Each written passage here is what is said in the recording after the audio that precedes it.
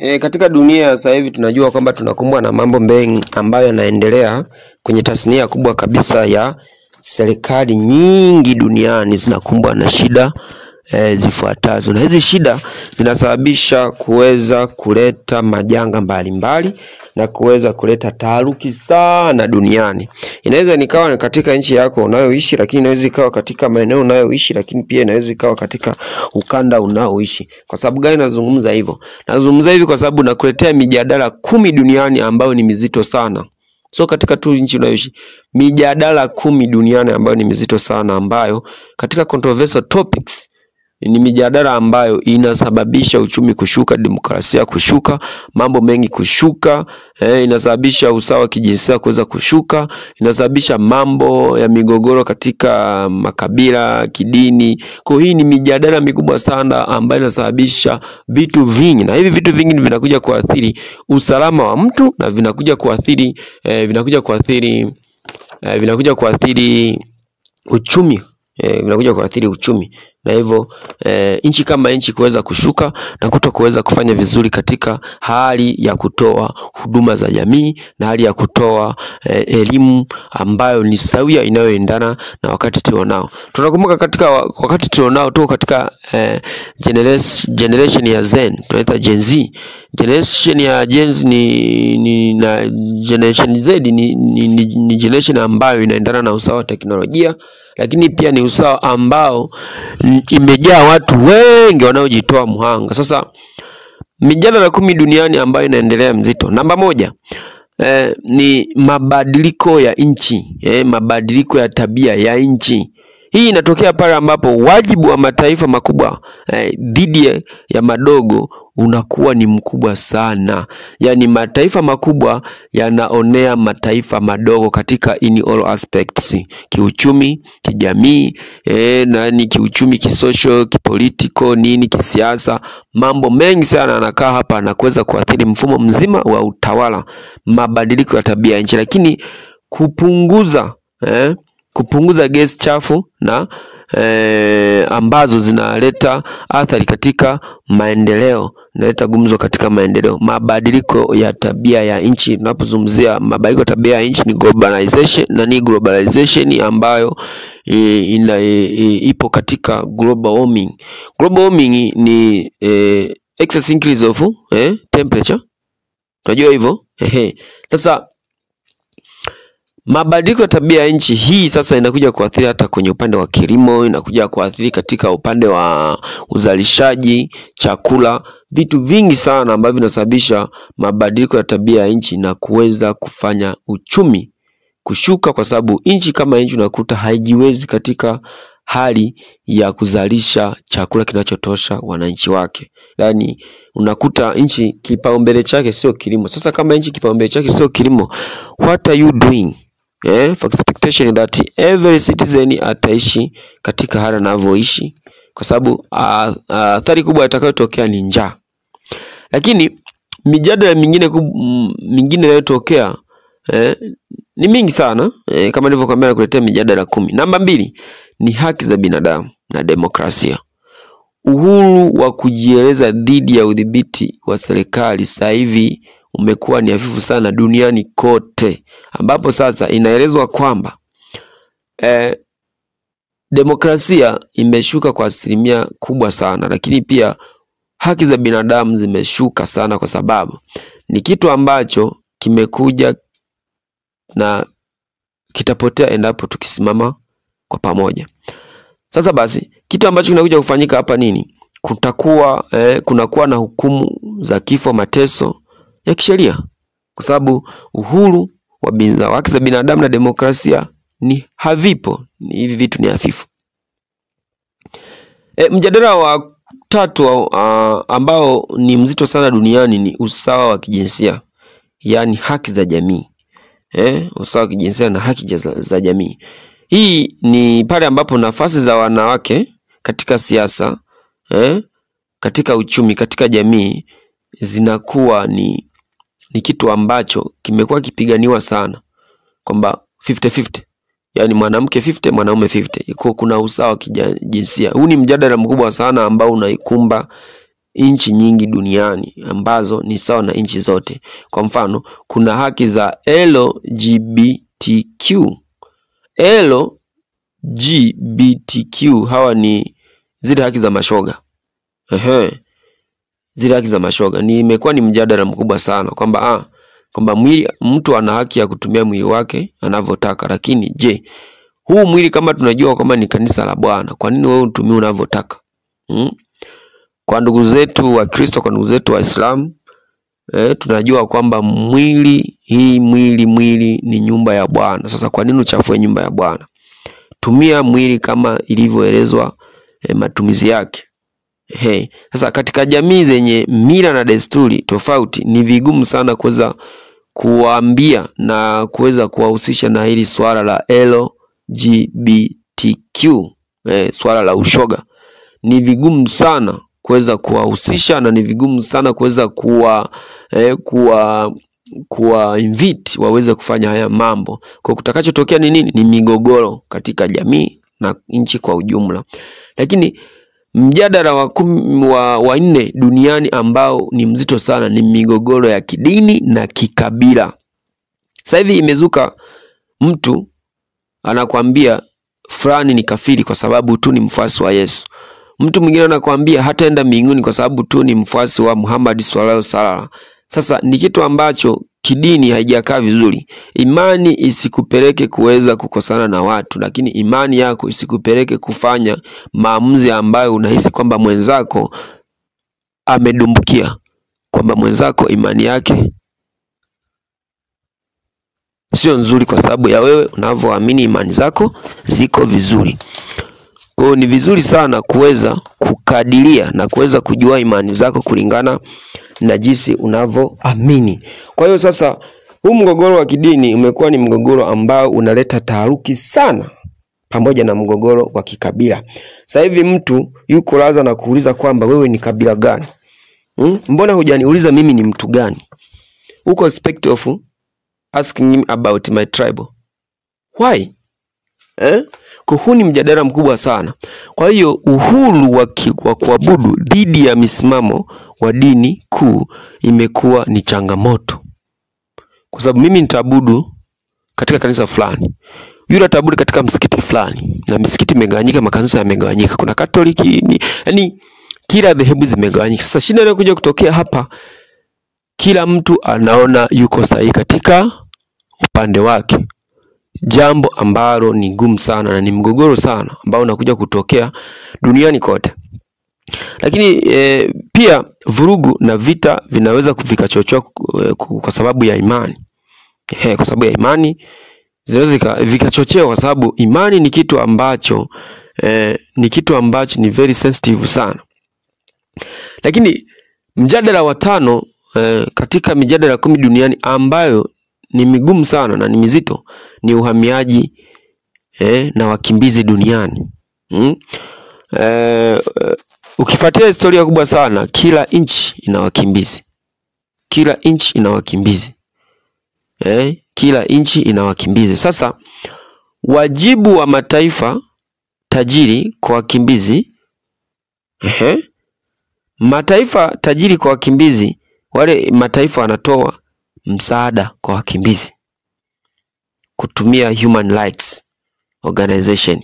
Lakini pia changamoto za kiusalama na uchumi. Iko hivi, uhamiaji wa wakimbizi katika dunia ya sasa ni kitu, yani uhamiaji na ukimbizi ni kitu ambacho kimeshamiri sana. Naomba nielewe hapa, unapozungumzia uhamiaji ni swala hili linaenda kisheria. Yani let's say mimi naishi katika nchi A, naenda katika nchi B, ina maana nafuata taratibu zote za kuhamia katika ile nchi A, nchi B kutoka nchi A. Ukimbizi, kumetokea labda vita katika nchi A, tunaenda, yani ile nchi itashtukia tumo mle, umeona, kwa ajili ya usalama wetu. Sasa kinachokuja kutokea nini? Ile nchi inaweza katupokea au isitupokee. Lakini kawaida ya nchi nyingi huwa zinapokea watu kwa sababu kuna watu unakuta ni wazalishaji sana katika swala la uchumi, lazima watapokelewa. Lakini unapoenda kwenye nchi ya mtu lazima ukae kwa kufata sheria za ile nchi ambayo umekimbilia for refugee. Kuna tofauti kubwa wakati wa refugees na refugee. Refugee ni sehemu salama ya kukimbia, lakini refugees ni wale watu ambao wamekimbia ile sehemu. Sasa unapoenda kwenye nchi ambayo umekimbilia, tafadhali sana inatakiwa ufuate zile sheria za nchi ile husika, kwa sababu kama wamekubali kukupokea, huenda wanaweza kukubali kupokea kwa makubaliano kadhaa kwamba bana, sisi ukivunja taratibu zetu tutakuchukulia sheria tena kali. Na sheria katika kali kwenye hizo sheria mojawapo ni kuweza kurudishwa kwenu ulikotoka, nchi ulikotoka. Umetoka nchi A, rudi katika nchi A kutoka nchi B. Sasa basi, huu uhamiaji na ukimbizi duniani ni swala gumu sana, na ni swala ambalo limeleta taharuki sana.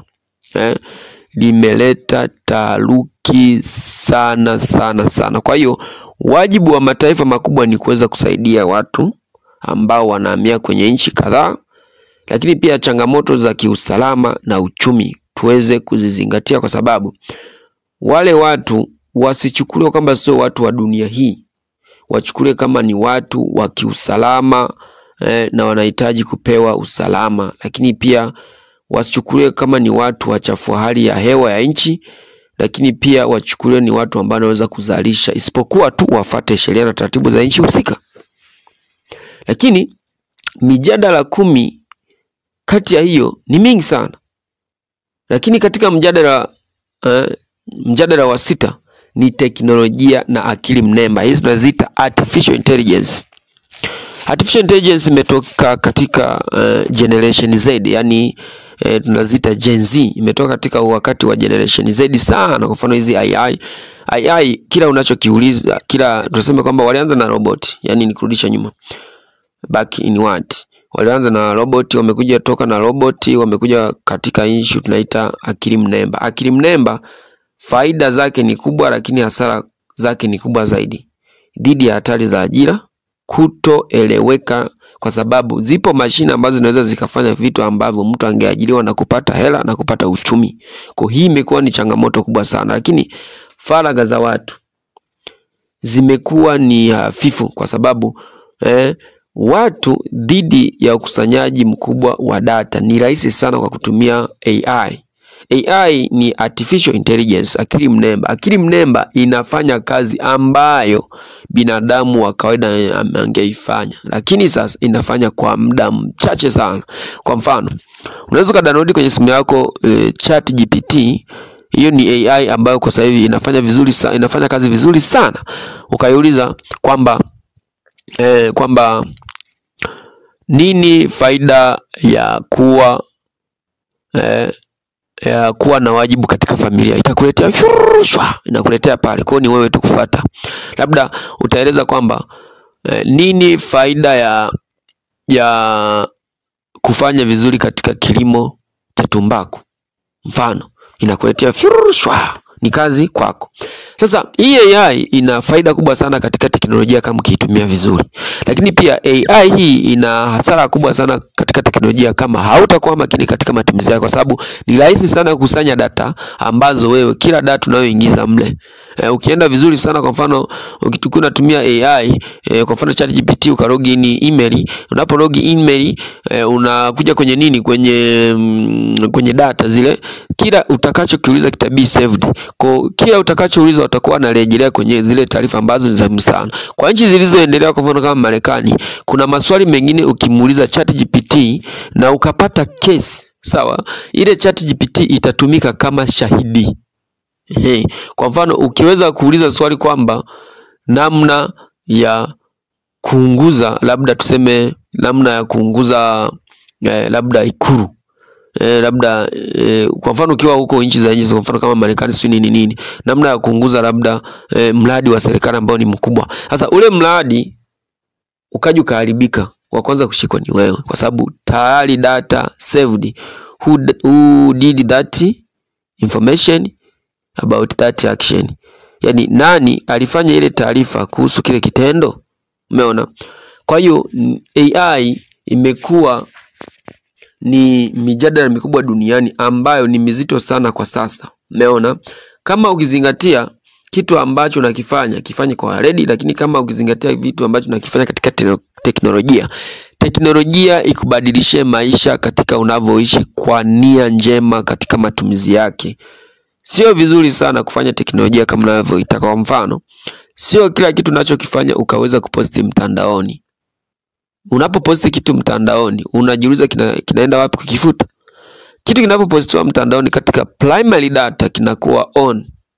Wewe unapokifuta kinakuwa cha kawaida. Kwa mfano, unapokifuta wewe unaona kumefuta, lakini katika primary data bado kipo. Mfano, kama wewe ni shuhuda kabisa. Zamani tulikuwa tunatuma kwenye WhatsApp, tunatuma picha. Ile picha tunavyoituma hakikuwa na option kama hizi zifuatazo. Option ya kwanza ambayo ikuwepo ni view once. Lakini option ambayo nyingine haikuwepo ni delete between both you and me. Yani pale inaitwa delete to everyone. Delete for you. Yani ukidelete for everyone, yule uliyemtumia ile picha itafutika kule kwake, hataiona kwenye ukurasa wake wa WhatsApp, lakini nawe hautaiona. Zamani hiyo kitu ilikuwa haipo. Ilikuwa nitakiwa ufute wewe. Nikifuta mimi tu niliyetuma, ina maana yule bado anayo. Kwa ni maendeleo ya teknolojia ambayo yanazidi kukua. Kwa mfano view once. Mimi nimekutumia picha nikaiseti katika view once. View tu kaiangalia, alafu katoka kwenye ile sehemu, hauwezi ukaiona tena. Hata ukienda kwenye document media hauwezi ukaiona tena. Umeona? Kwa hayo ni mabadiliko ya teknolojia ambayo natakiwa tuwe nayo makini, kwa sababu ni hatari sana kwa watu ambao wanatumia mitandao ya kijamii. Kwa sababu unaona mitandao ya kijamii inaweza kusababishia matatizo, mitandao ya kijamii inaweza kusababishia vitu ambavyo kesho na kesho kizazi na kizazi kitafurahia. Lakini pia mitandao ya kijamii ni mizuri sana kama ukiitumia vizuri. Kwa tuepuke kutumia mitandao ya kijamii vibaya. Tumia mitandao ya kijamii katika kutoa burudani ambazo zinaendana na zinakizi matakwa ya nchi fulani. Lakini tumia mitandao ya kijamii katika kutoa elimu ambayo unakomboa katika personal development ya watu, unajenga vizazi ambavyo kesho na kesho vitakuwa ni vizazi vya muhimu sana katika jamii tunayoishi nchini na jamii tunazoishi duniani. Mjadala wa 7 ambao ni mjadala mkubwa sana duniani na mzito ni utajiri na umaskini. Leo ukipata shilingi kadhaa, mtu fulani akajua upande A ukipata shilingi kadhaa, upande B utakuwa ni shida. Sasa utajiri na umaskini kitu ambacho kimekuwa kwa kasi sana, kwa sababu watu wamekuwa wakijua kwamba mtu anayefanikiwa sasa hivi ni Freemason. Mtu anayefanikiwa sasa hivi ni mtu ambaye anatumia njia haramu. Sasa ni hivi, tofauti kubwa kati ya matajiri na maskini imekuwa ni kubwa sana. Gap ni kubwa sana. Gap ni kubwa sana. Leo tupo radhi kuona vijana ambao nakuta tajiri kapoa, tajiri bosi si nini, kwa sababu kuna kitu ameshakiona kwake. Na kama utakuwa unasifiwa hivyo na unakubali, na kama utakuwa upo katika hizo nyanja, kumbuka kifo kipo karibu, kwa sababu binadamu ana ego ya mtu anayependa sifa na anayependa kujikweza. Kwa sababu binadamu huyo mwenye ego ya kupenda kujikweza na kupenda sifa, anapokutana na kitu ambacho yeye anakitafuta kwa muda mrefu, halfway from nowhere, wanakuita boss, wanakuita tajiri, wanakuita majina ambayo kidogo ni ya prestige, huyu mtu yuko radhi kudondosha. Binadamu huyo anaweza akakuwa, anaweza kufanya vitu ambavyo ni hatari. Sasa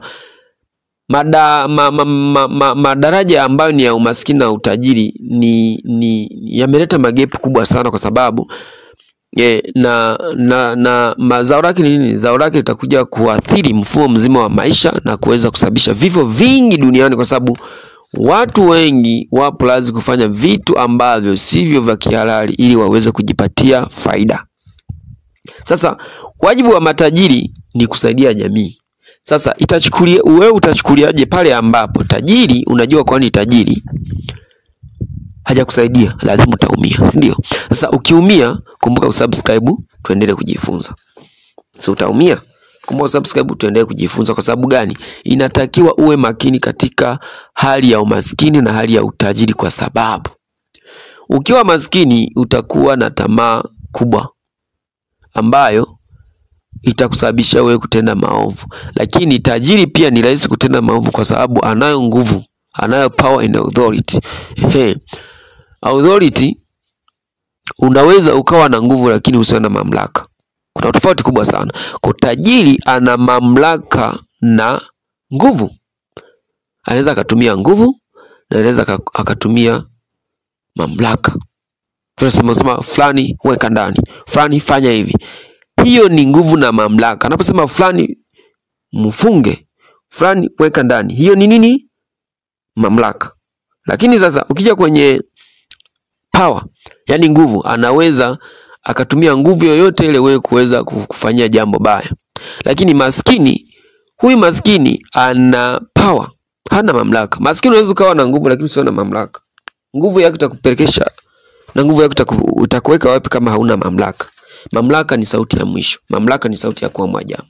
Kwa hiyo tuwe makini katika hii mijadala inayoendelea duniani, kwa sababu afya yetu ni msingi sana. Lakini mjadala wa 8 katika mijadala 10 ambayo nimekuletea leo ni afya ya ulimwengu. Sijazungumzia afya nchi fulani. Afya ya ulimwengu. Afya ya ulimwengu. Hii inatokana na upatikanaji sawa huduma za afya na chanjo. Kwa mfano, napozungumzia afya ya ulimwengu, dunia yoyote ina sehemu yake ambayo ni takatifu na sehemu ambapo dhambi zinafanyika. Ipo.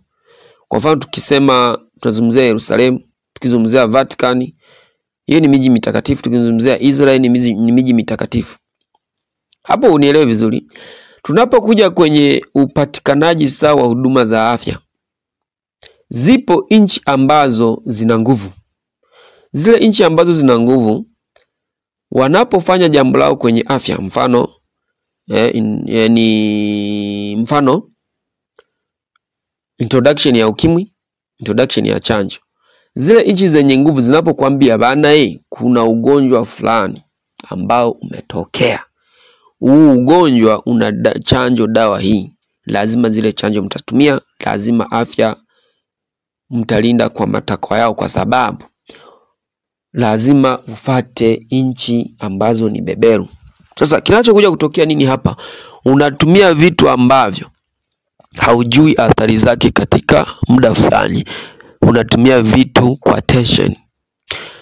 Sababu kubwa ya kuathirika hapa ni nini? Ndio maana unakuta leo ukimwangalia mtoto wa 2000 na ukaja ukaangalia mtoto wa kuanzia 1999 kushuka hadi 1980, hawa watu wako tofauti sana. Wako tofauti sana. Leo unakutana mtoto amezaliwa 2009, leo ana miaka 16, na mimi nilizaliwa 90s. Unakuta ukimwangalia ni mzee. Kwa sababu gani? Kwa masuala haya ya afya ya ulimwengu. Afya ya ulimwengu inaathiri kila kona. Afya ya ulimwengu inaleta changamoto, shida kubwa katika uchumi, shida kubwa katika afya ni kubwa. Kwa hiyo gharama kubwa za tiba dhidi ya haki za kijamii na haki za kuishi. Ugonjwa fulani umetokea, gharama kubwa zitatokea katika tiba yake. Sasa je, maskini yuko katika kundi gani? Na je, kama ikitokea nchi haisapoti raia wake inakuwaje? Hapo ni madhara makubwa sana. Lakini pia siasa za kiushindani. Namba 9 katika mijadala mikubwa duniani ni siasa za kiushawishi, za kiushindani na nguvu za kibeberu. Nchi kubwa kutumia nguvu dhidi ya nchi ndogo ni rahisi sana, kwa sababu wanao mamlaka ya kuweza kuamua jambo lolote ambalo linaweza likatokea kwa sababu ya kitu fulani, kwa sababu ya matakwa yao binafsi, kwa sababu ya nia yao kuweza kugharimu nchi ndogo. Ndio maana nchi ndogo zinatakiwa viongozi wanaojitoa muhanga kwa sababu ya kulinda mali zao, kwa sababu nchi ndogo bado ni tajiri sana. Kokote zilipo duniani nchi dogo bado ni tajiri. Sasa je, ule utajiri unaendwa vipi? Lazima tupate wasaa mzuri wa kuchagua responsibility leadership, na tupate mzuri wa kuwa na viongozi mahiri. Sasa siasa za mataifa ni ngumu sana kuweza kuzielewa, kwa sababu ukienda kwenye siasa na nini tunasema kwamba ukienda kisiasa na vipaumbele vyako, hautaweza kufikia lengo la miaka ijayo kitaifa. Lakini hauwezi ukawa na umoja na wananchi wako wanaotaka kile kitu ambacho wanaona kuwa ni bora zaidi. Sasa kinachotakiwa wewe ni kuweza kuwa makini sana katika hali ambayo wewe inatakiwa ujue kwamba wajibu wangu ni nini na niko hapa kwa sababu gani. Kwa sababu mwananchi inatakiwa umfanyie kama alivyokutuma. Kumfanyia kama alivyokutuma katika nchi ndogo ni kazi kubwa sana. Sometimes tunawalalamikia viongozi, lakini kumfanyia mwananchi akaridhika ni kazi kubwa sana. Kwa ni kazi ambayo inahitaji kujitoa. Lakini mjadala wa 10 ambao ni mjadala mkubwa sana ni uhuru wa habari na mitandao ya kijamii. Uongo wa mitandaoni umezidi, fake news zimezidi dhidi ya udhibiti wa habari. Lakini pia habari kwa siasa, chaguzi na fikira za watu ni tofauti sana. Kila mtu leo anakurupuka anasema mambo yake, kwa sababu kila mtu ana ushawishi wake. Sasa kwa sababu kila mtu ana ushawishi, anaweza kukurupuka akaongea mambo yake anayojua yeye kwa sababu ya maslahi yake. Sasa iwe kiongozi mkubwa au mtu ambaye ana ushawishi mkubwa, huyu mtu ana mamlaka na ana nguvu. Sasa anaweza akafanya kitu chochote kile kwa sababu ya uhuru wa habari na mitandao ya kijamii, kwa sababu yeye ni mmoja kati ya watu ambao wanaweza kutumia mitandao ya kijamii na ushawishi wake katika kutoa fake news. Kwa sababu mtu maarufu kile atakachofanya kitaaminika katika jamii. Sasa kikiaminika na kikirasmishwa, itaonekana kama kile kitu ni halali, na kitu ambacho sio halali. Ukweli ni kwamba lazima tuwe makini. Kwa hiyo sasa, ukilinganisha na akili mnemba ilivyozalishwa kwa sasa hivi, akili mnemba ilivyozalishwa kwa sasa hivi imekuwa ni changamoto kubwa sana. Akili mnemba imekuwa ni changamoto kubwa sana. Ukijaribu kuangalia akili mnemba na ukijaribu kuangalia jinsi tunavyoishi, fake news ni nyingi sana dhidi ya udhibiti wa habari. Fake news ni nyingi sana. Mimi nitakuwa nakuletea mijadala mizito ambayo inaendelea duniani, lakini tuwe nayo makini, kwa sababu mijadala hii mizito lazima iende na watu, lazima ibaki na watu. Katika siasa, katika afya, katika uhuru, katika mabadiliko ya tabia nchi, katika usawa wa kijinsia, katika migogoro kidini, kabila, katika uhamiaji, wakimbizi duniani, lakini teknolojia ya kimnemba, lakini katika utajiri na maskini, lazima iende na watu, lazima ibaki na watu. Sasa kuwa makini, kwa sababu mengi haya ni mambo yaliyotabiriwa, kwa lazima yatokee. Sasa asante sana kwa kunisikiliza na kwa kulike, kushare. Ni wajibu wako, kwa sababu hii channel ni yetu sote na tunaendelea kuitunza, kwa sababu channel hii inaelezea mambo mengi sana.